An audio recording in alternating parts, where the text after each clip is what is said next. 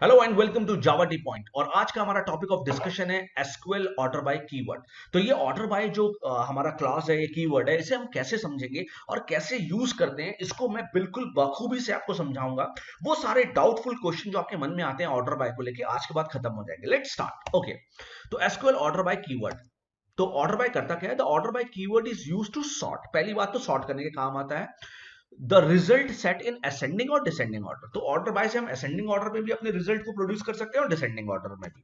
अच्छा, the order by keyword sort the record in ascending order by default. अगर आपने कोई भी कीवर्ड नहीं लगाया तो बाय डिफॉल्ट तो वो असेंडिंग ऑर्डर में कर देगा ऑर्डर बाय। लेकिन ऑर्डर बाय, अगर आपने सिर्फ ऑर्डर बाय लिखा है तो वो उसको असेंडिंग ऑर्डर में कर देगा। लेकिन अगर आपको डिसेंडिंग ऑर्डर में चाहिए तब आपको डीईएससी लगाना पड़ेगा। देखो, to sort the record in descending order, तो आपको फिर ऑर्डर बाय के आगे वो जो कॉलम है उसके आगे डीईएससी लगाना पड़ेगा। आगे देखते हैं। अब सिंटेक्स क्या है? सेलेक्ट, जो भी आपको कॉलम सेलेक्ट करने हैं, या स्टार भी लगा सकते हैं अगर आपको सारे कॉलम सेलेक्ट करने हैं तो आप कुछ भी कर सकते हैं। फ्रॉम, फिर टेबल का नाम, ऑर्डर बाय लगाना है। अब किसके ऊपर ऑर्डर बाय लगाना है? कॉलम का नाम। और फिर असेंडिंग ऑर्डर में चाहिए चाहे डिसेंडिंग ऑर्डर में चाहिए। मैं बार बार बता चुका हूं, असेंडिंग को लिखना जरूरी नहीं है, ये ऑप्शनल है, क्लियर। लेकिन डिसेंडिंग लिखना जरूरी है। आगे देखते हैं। अब देखो, मैंने लिखा सेलेक्ट स्टार फ्रॉम इम्प। मुझे इम्प टेबल, ये मेरा इम्प टेबल है, इसमें से मुझे सब कुछ चाहिए, लेकिन ऑर्डर बाय हो किसके? एम्प्लॉय आईडी के। तो अगर मैं ध्यान से इस टेबल को देखूं, ये टेबल अभी ऑर्डर्ड नहीं है।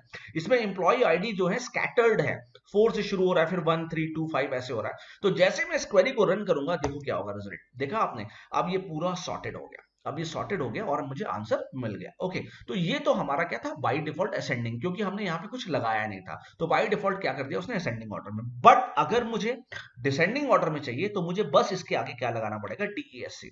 तो जैसे ही मैं अब इस क्वेरी को रन करूंगा तो आप देखिए ये डिसेंडिंग ऑर्डर में हो गया, 5 4 3 2 1। ठीक है, तो ये हो गया ऑर्डर बाय को असेंडिंग और डिसेंडिंग को समझना। अच्छा, अब आती है क्वेश्चन। ये देखो, ऑर्डर बाय सेवरल कॉलम्स। क्या हम ऑर्डर बाय एक से ज्यादा कॉलम पे लगा सकते हैं? बिल्कुल लगा सकते हैं, बिल्कुल बिल्कुल बिना निसंदेह इसको लगा सकते हैं। अच्छा, अब आती है बात कि फायदा क्या है। फायदा क्या, मैं आपको एक एग्जांपल दे देता हूं। फायदा क्या है? सपोज करो आपकी क्लास में ऐसे 4 बच्चे हैं जिनका नाम सेम है, लेकिन आपको चाहिए कि वो, जैसे चारों बच्चों का नाम राहुल है, अब आपको चाहिए कि वो कौन सा राहुल है जिसके मार्क्स ज्यादा है। तो उस समय आप मल्टीपल कॉलम्स में ऑर्डर बाय लगाएंगे। दिखाता हूं मैं आपको। तो मल्टीपल कॉलम का ऑर्डर बाय क्लॉज क्या है? सेलेक्ट, फिर जितने भी कॉलम आपको चाहिए, from table name, order by. अब एक से ज्यादा कॉलम है तो कॉमा लगा के कर दीजिए, और उसके आगे फिर असेंडिंग और डिसेंडिंग जो आपको पता है। देखो, मैंने लिखा select star from emp order by. अब मुझे एम्प्लॉय नेम और सैलरी के हिसाब से क्या करना है? इसको ऑर्डर करना है। अब अगर मैं यहां पे ध्यान से देखूं तो एक जॉन ये है और एक जॉन ये है। अब ये दोनों जॉन है, एक 20,000 सैलरी ले रहा है, एक 30,000 सैलरी ले रहा है। मैं चाहता हूं कि मुझे एम्प्लॉय नेम तो सॉर्टेड हो ही, साथ में सैलरी भी सॉर्ट हो, लेकिन असेंडिंग ऑर्डर में हो। तो मैं चाहता हूं वो जॉन जिसकी सैलरी कम है वो ऊपर आ जाए, और वो जॉन जिसकी सैलरी नीचे है वो नीचे आ जाए। इस केस में जब मैं अब इस क्वेरी को रन कराऊंगा तो आप देखना क्या होगा। जैसे ही मैंने रन कराया तो देखो, वो जॉन जिसकी सैलरी 20,000 है वो ऊपर आ गया, क्योंकि दोनों ही मैंने असेंडिंग ऑर्डर में किया। और वो जॉन जिसकी सैलरी 30,000 है वो नीचे आ गया। फाइन, तो ये मैं आपको बताने की कोशिश कर रहा था। अच्छा, अब देखो, अब मैंने उल्टा कर दिया। मैंने कहा कि भाई ऐसा करो, ई नेम को तो असेंडिंग ऑर्डर में रखो, लेकिन सैलरी को डिसेंडिंग ऑर्डर में रखो। तो अब मुझे वो जॉन चाहिए जिसकी सैलरी ज्यादा है, तो उसका क्रम बदल जाए। ठीक है, तो अब मैं जैसे ही इस क्वेरी को रन कराऊंगा तो देखो, अभी अभी क्या है? जॉन जिसकी सैलरी 20,000 है वो ऊपर आ रहा है, मतलब एम्प्लॉय आईडी जिसकी 2 है वो ऊपर आ रहा है। अब जैसे ही मैं इस क्वेरी को रन करूंगा तो अब आप देखो, वो 4 वाला ऊपर आ रहा है जिसकी सैलरी ज्यादा है, क्योंकि अभी मैंने सैलरी को डिसेंडिंग ऑर्डर में कर दिया। और नेम को आपका नेम को असेंडिंग ऑर्डर में कर दिया। तो आपको मेरे ख्याल से फायदा और नुकसान समझ में आ रहा। फायदा इसका जो एक्चुअल में यूज है वो यही है, जब एक से ज्यादा नाम हो एक जैसे और उनके बीच में आपको रिलेशन स्टैब्लिश करना हो, ठीक है, तो आप ऑर्डर बाय एक से ज्यादा मल्टीपल कॉलम लगाएंगे, तब तो आपको कोई बेनिफिट है, अदरवाइज कोई बेनिफिट नहीं है। ठीक है।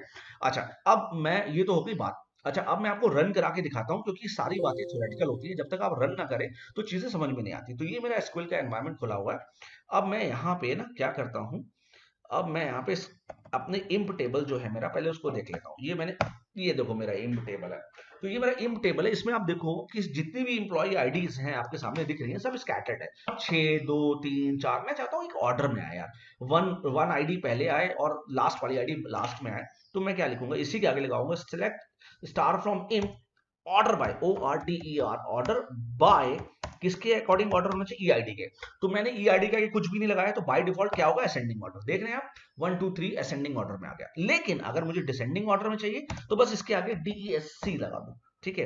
द मोमेंट मैंने DESC लगाया तो देखिए अब डिसेंडिंग 9 7 6 5 4 3 2 1 डिसेंडिंग ऑर्डर में आ रहा है। क्लियर? अच्छा, अब आओ ऊपर वाले टेबल में ही देखो आप, आपके टेबल में 3 जॉन है, एक जॉन ये है, एक जॉन ये है और एक जॉन ये है।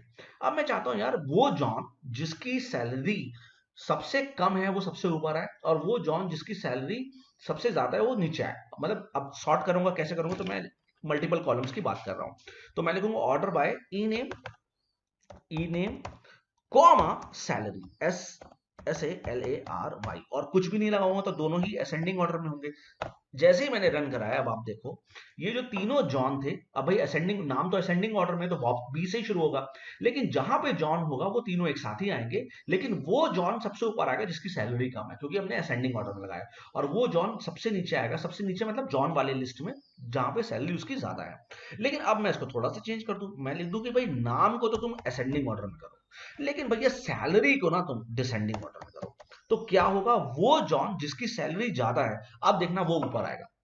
अब मैं इसको रन कराऊं तो देखो वो जॉन, तीनों जॉन तो एक साथ आ रहे हैं, लेकिन वो जॉन जिसकी सैलरी ज्यादा है वो ऊपर आ रहा है, और वो जॉन जिसकी सैलरी कम है वो नीचे आ रहा है। क्लियर? तो ये मुझे बताना था कि ऑर्डर बाय जो भैया आपका क्लॉज है उसको भी बड़े ध्यान से इस्तेमाल करना है, उसका यूज क्या है उसको भी बड़े ध्यान से इस्तेमाल करना है। और मैंने पूरी कोशिश की आपको समझाने की कि ये ऑर्डर बाय काम कैसे करता है।